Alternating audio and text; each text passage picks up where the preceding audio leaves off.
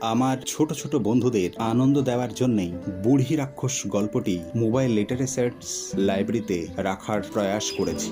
চেষ্টা করেছি আমার ছোট ছোট বন্ধুদের যাতে গল্পটি ভালো লাগে এবং তারা খুশি হয়, তারা ভালো থাকে পড়াশোনার মধ্যে, যাতে তারা মানসিকভাবে প্রশান্তি লাভ করতে পারে, সেজন্যই আজকের এই গল্প পাঠ। তো চলুন আর বেশি না কথা বলে চলে যাব গল্প পাঠে। গল্প বুড়ি রাক্ষস। বহুদিন আগে বনের ধারে এক বুড়ি রাক্ষস থাকত। সে থাকতো ছোট্ট এক কুঁড়ে ঘরে। সে একাই থাকতো ওখানে। তার কোনো আত্মীয় স্বজনও ছিল না। সে ছিল অনেক বুড়ি, দাঁতও তেমন ছিল না। বুড়ি হয়ে যাওয়ায় সে বড়দের ধরে খেতে পারত না, তাই সে ছোটদের ধরে রান্না করে খেত। বুড়ি রাক্ষস ছোট ছেলে মেয়েদের ধরে বন্দি করে রাখত আর এক এক করে কেটে কেটে রান্না করে খেত। একদিন বুড়ি রাক্ষস ছেলে ধরতে গ্রামের রাস্তা ধরে যাচ্ছিল। তখন সে দেখে রাস্তার পাশে কয়েকটি ছেলে খেলছে। তার মধ্যে একটা ছেলে ছিল বেশ নাদুস নুদুস, দেখতে খুব সুন্দর। বুড়ি রাক্ষস তাকে খুব পছন্দ করলো।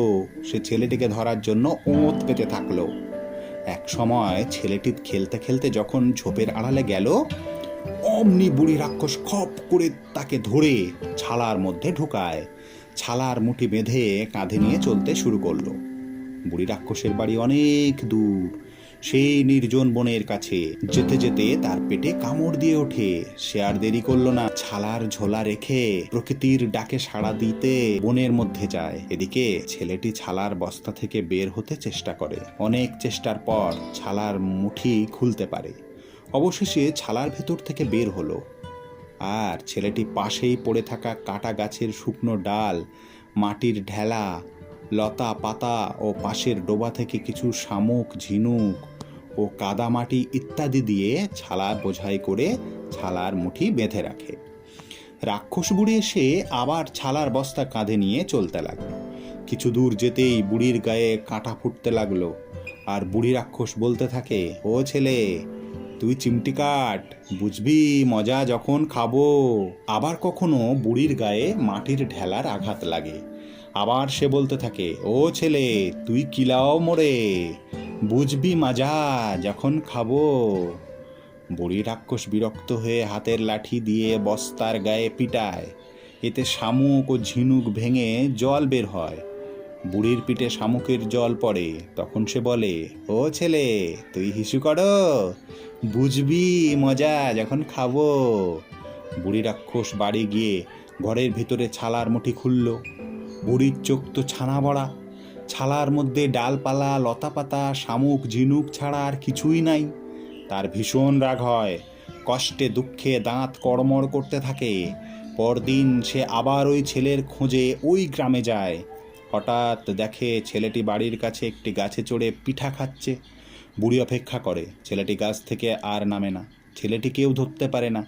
নানা রকম ফন্দি করে কোনো কিছুতেই কাজ হয় না। এক সময় বুড়ি রাক্ষস ছেলেটির কাছে গেল, তার কাছে পিঠা খেতে চাইল।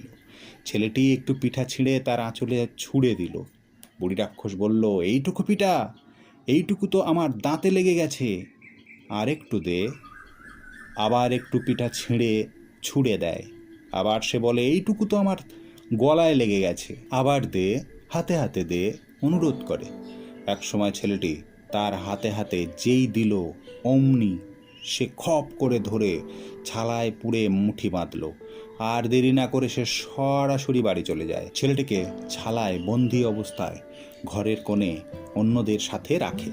পরদিন বুড়ি বন্দি ছেলেদের একটিকে কেটে কুটে রান্না করলো। ওই দিন দুপুরে হঠাৎ এক ভিখারি বুড়ি রাক্ষসের কাছে এলো। সে দুপুরে খেতে চায়। বুড়ি রাক্ষস রাজি হয় না। অনেক কাকুতি মিনতি করলে সে ভিখারিকে ঘরের সামনে খেতে দেয়। ভিখারি খাবার নড়াচড়া করতেই দেখে একটা মানুষের আঙুল। ভিখারি বুঝতে পারে বুড়ি একটা রাক্ষস। সে ভীষণ ভয় পায়। সে আর খায় না, সব কিছু জঙ্গলে ফেলে দেয় আর চিন্তা করতে থাকে এখন কি করা যায়। হঠাৎ ভিক্ষুক দেখে বুড়ি পুকুরে গেল গোসল করতে। সেই পাকে ভিখারি বুড়ির ঘরে ঢোকে। গিয়ে দেখলো একটা ছালার মধ্যে কে যেন গোংড়ায়। ভিখারি আর দেরি না করে ছালার মুঠি খুলে দেয়। দেখলো একটা সুন্দর ছেলে মুখ বাঁধা অবস্থায় তাড়াতাড়ি ভিখারি ছেলেটিকে ছালা থেকে বের করে। ছেলেটি ভয়ে কাঁপতে থাকে, কথা বলে না।